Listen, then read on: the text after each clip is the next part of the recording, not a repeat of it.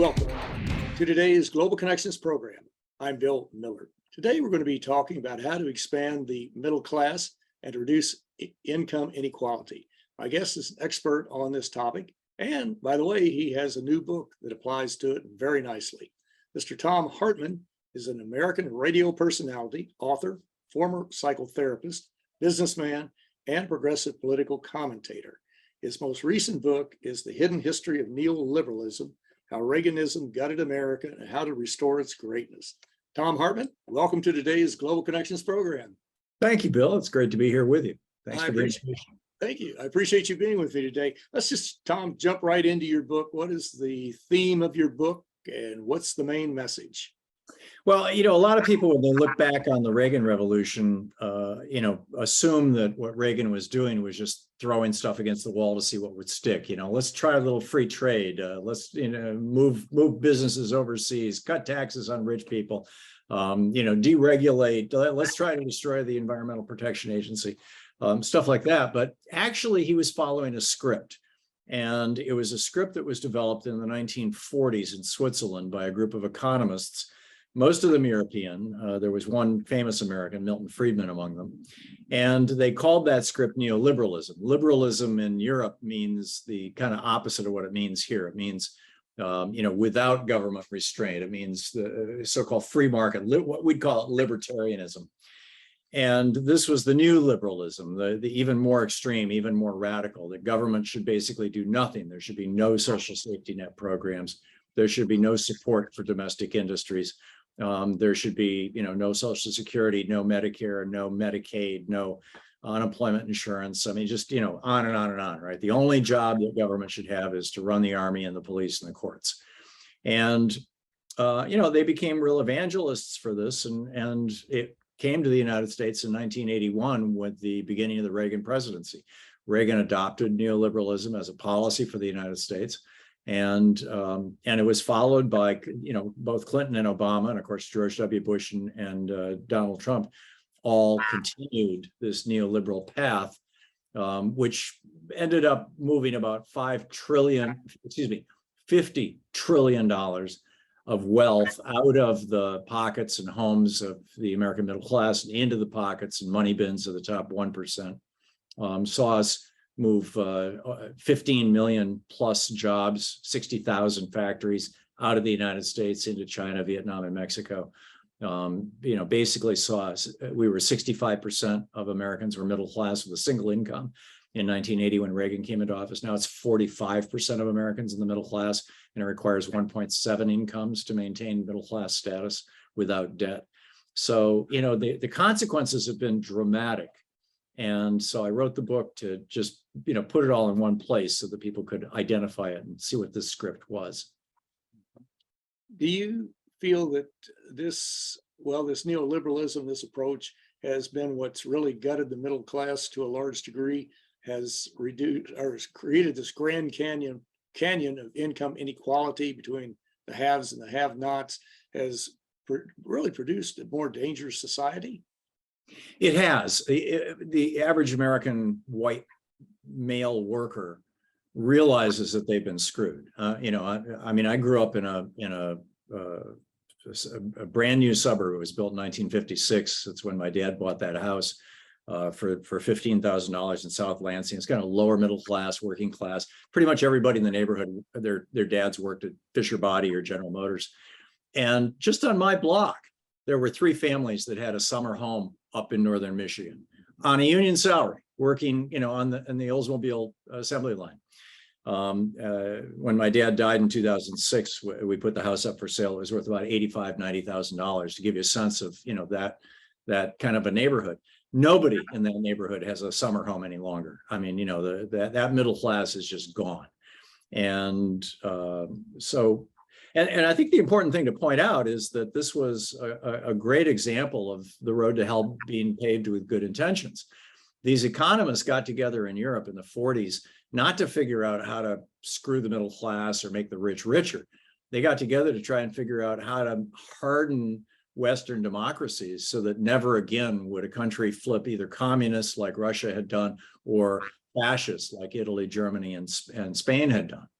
And being economists, they thought they had all the answers, and this was their answer, neoliberalism.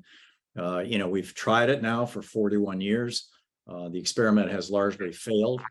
And the countries that chose not to do it, like, Russia chose neoliberalism, and thus, it's an oligarchic mess.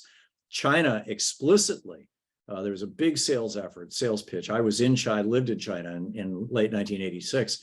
And there was a big effort to convince the Chinese government to go with neoliberalism. They rejected it. It was a 2-year debate. They rejected it in 1989, I guess it was, and instead adopted Alexander Hamilton's American plan, which had been our policy, our manufacturing policy from 1793 up until 1981.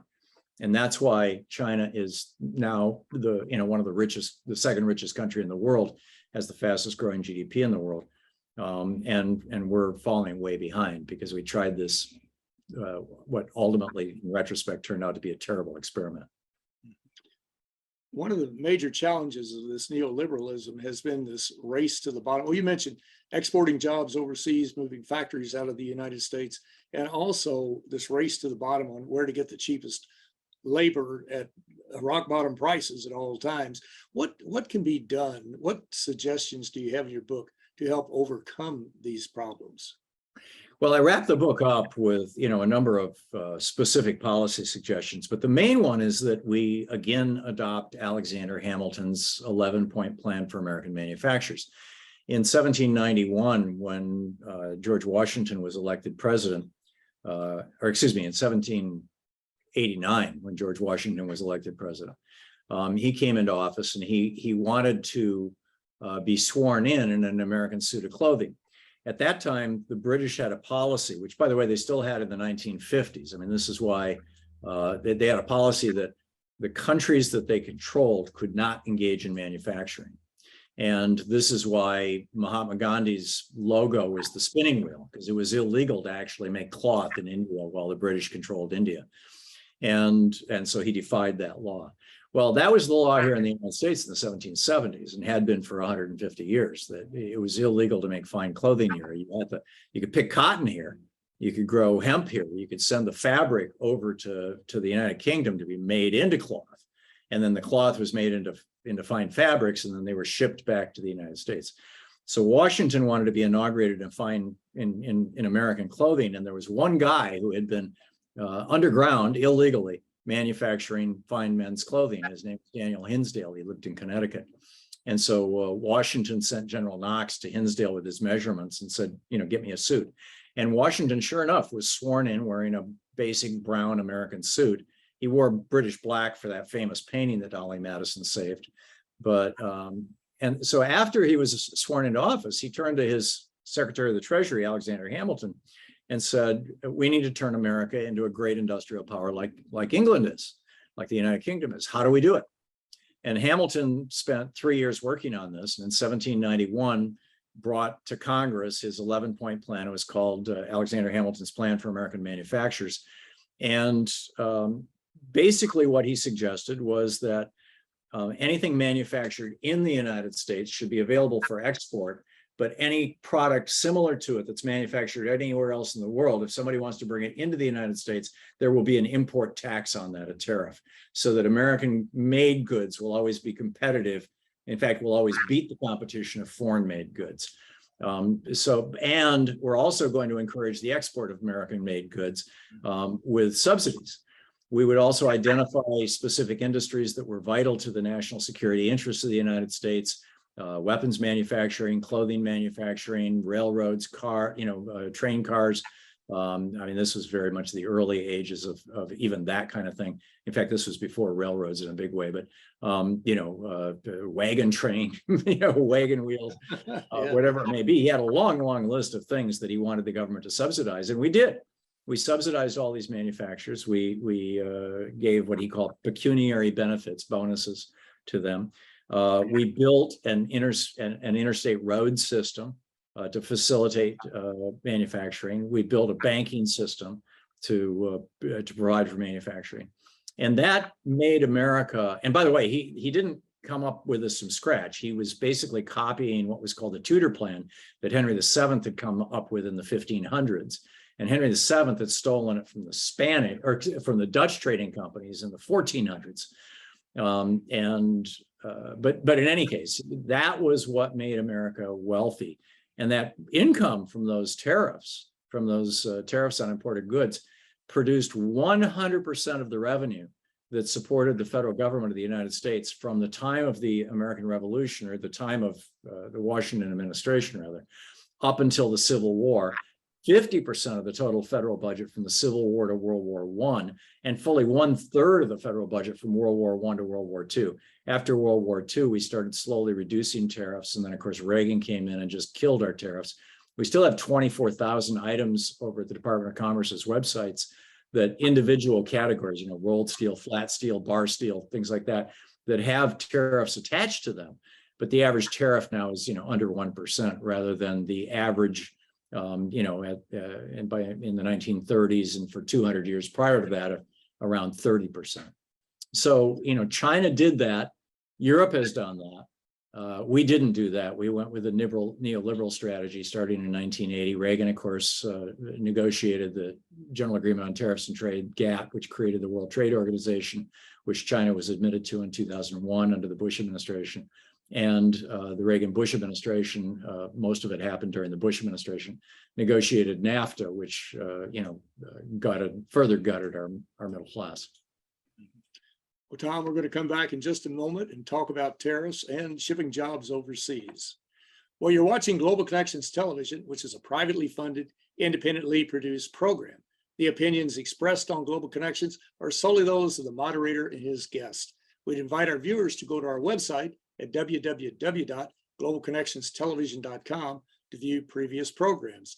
Also, if you're involved with a PBS or community access television station, or perhaps an educational institution that has an intra-campus television hookup, or you have a podcast, or you just have a computer, you like our shows, you would like to share them, please feel free to do so. Global Connections Television is provided at no cost as a public service to help us better understand international issues and how they impact our lives. Today, we're talking with Mr. Thom Hartmann about his recent book that's just really, it's riveting. It's titled The Hidden History of Neoliberalism, How Reaganism Gutted America and How to Restore Its Greatness.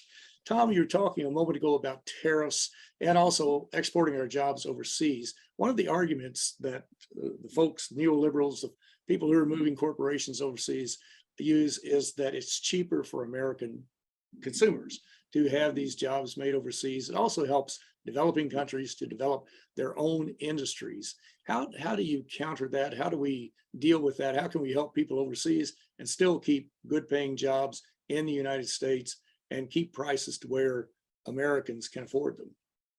Well, first, to reverse the order of your questions, if we want to help developing countries overseas to develop their own internal industry, we need to teach them Alexander Hamilton's plan. It's very straightforward. Right there. Yeah, every country should be able to stand on their own 2 feet. Telling a developing country that the solution to all their problems is to be dependent upon the American consumer is crazy. We go through recessions, we go through depressions. We're not a reliable, anything, over the long term. It's one of the reasons that President Xi of China has identified 2025 as the year in which China is going to be entirely self-sufficient with regard to the United States. Like I said, he's following the Hamilton plan. And that's one of the milestones in that plan. The first part of your question, I'm sorry, remind me. Oh, it had to do with tariffs and propping up prices, making things more expensive. Right. Yeah. How do you respond to people saying, well, look in Walmart, 99% of the stuff in there is made in China and it's cheap. Isn't that wonderful? Well, I'm an old man, Bill. No, you're not. Well, I was born in 1951 and I remember when everything was made in the United States. I remember the 70s growing up in Michigan, where if you had a foreign car, you were guaranteed that somebody was going to scrape the key, the paint off the side of it with a key. Everything was made in America. And yeah, things might have been a little more expensive. Maybe we paid a little more for our blue jeans and for our t-shirts and things like that. But we also made a hell of a lot more money. We had a better income. So, really all this so-called global free trade is it's not really free trade. It's managed trade, first of all. It's just managed by big corporations for their interests rather than our interests, number one. And secondly, it's really just the arbitrage of labor. It's really, I mean, the whole goal of it is not to, seamlessly integrate the international economy. There are ways to do that in certain categories of goods and services. Energy is probably at the top of that list. But that's not what global free trade really is all about. It's really just about American corporations being allowed to find the cheapest labor in the world. Jack Welch, the former CEO of General Electric, famously said, if I could do it, I'd put my factories on a barge and I'd move it from country to country. As labor starts getting expensive, I'd move to the next country. And that's the philosophy of the people who are promoting so-called free trade. And a large part of the problem, according to a large number of the people who view this problem and analyze it, is the United States Congress. What role does it play in helping to perpetuate, really, many of these myths about this free trade? And what is the state of Congress today and state of really the media and public advertising on political campaigns now that Citizens United has just opened the doors to all types of dark money, probably much of it illegal, who knows? So what role do they play in this? Well, I think in 1981, when Reagan changed American economic policy, both our domestic and our international trade policies, from classic Adam Smith, John Maynard Keynes kind of economic understanding to neoliberalism. I think at that point in time, I'm willing to cut them a lot of slack and say, this really hadn't been tried outside of this terrible experiment in Chile that with General Pinochet, and Milton Friedman had been selling this in the United States since the 1950s. He had a regular column in the newspapers. He was syndicated by one of the big syndication companies. He wrote for magazines. He was on TV all the time. He was a gadfly. He was all over the place. He was sort of that generation's, Stephen Moore, or one of these guys, the no tax guys, Grover Norquist types. And he had convinced a lot of people that this was the solution. This was going to fix things. And Maggie Thatcher had imposed neoliberalism on the United Kingdom a year before Reagan came into office, or 2 years before Reagan came into office in '79. And it didn't seem to be destroying England, although it had destroyed the coal miners' union. And but I think within a decade or so, certainly by the time Ross Perot got into the 1992 election and just said it out loud, this is just going to strip us of our manufacturing jobs, pretty much everybody had figured it out. But the problem was that in 1978, Lewis Powell, who Richard Nixon put on the Supreme Court in '72, authored a decision, First National Bank of Boston versus Frank Bellotti, who was the Attorney General for Massachusetts at the time, in which he said that corporations are persons, corporations have free speech rights under the First Amendment because they're persons, and that money is speech. Now, we had never said that money was speech ever in the history of America. That money, giving money to politicians was something protected under the First Amendment. Talking to politicians was certainly protected. Petitioning them, voting for them, campaigning for them, but not giving them money. And when the Supreme Court did this, it allowed the Reagan campaign to just float into the White House in 1980 on a tsunami of fossil fuel money, because Jimmy Carter had basically declared war on the fossil fuel industry in '79, putting his solar panels on the roof of the White House. He had two major pieces of legislation that were passed Congress. One created a solar bank. He wanted 20% of America's electricity to be produced by solar power by the year 2000, and we were on course to do that. And so Reagan's mandate from the oil companies that helped him get into office was to undo that. And now, and for a couple of decades, they kind of, the big money interests kind of kept their heads down and, were kind of quietly working around the edges. But now it's just open bribery of Congress. Jimmy Carter on my show a couple of years ago said America is now an oligarchy, with bribery being the principal vehicle of political action. And that's where we're at. And it's a tragedy. And we need to do something about it. And in fact, we tried. The For the People Act that passed the House of Representatives and was blocked in the Senate by all the Republicans, plus Manchin and Sinema on the Democratic side, would have at least mandated transparency in dark money, which is a small start. But we just learned from the Washington Post recently that in the 2022 midterm elections, that a couple of weeks before the election, we learned that the dark money billionaires had put over $1 billion just into the Senate races.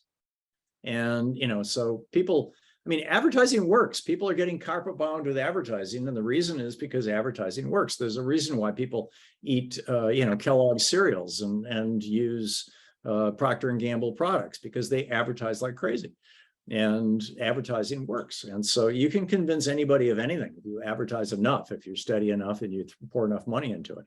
And so now our political system is really in a crisis. The American middle class is in a crisis.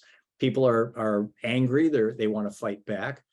Donald Trump captured the mood of this in 2016 when he campaigned on bringing back our factories, ending the offshoring of American industry. He said he was going to give everybody in America better health care than the Affordable Care Act at a lower cost.